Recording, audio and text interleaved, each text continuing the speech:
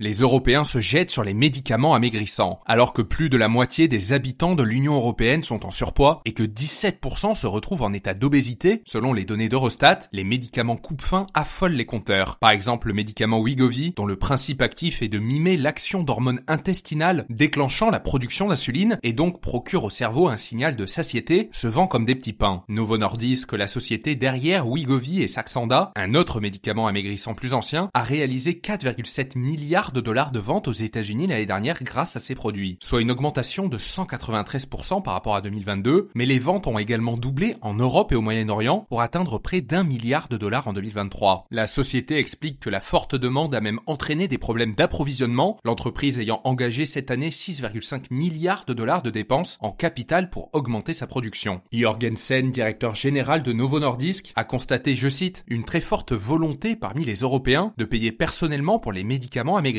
même s'ils ne sont pas intégralement remboursés. D'après des études cliniques, le Wegovy affiche pour des patients pesant 105 kg une perte corporelle de 15% de la masse corporelle en 1 an et demi. Déjà autorisé en Europe, le Wegovy devrait être disponible en France au premier trimestre 2024. Et notez que ce podcast est soutenu par Quorum l'épargne.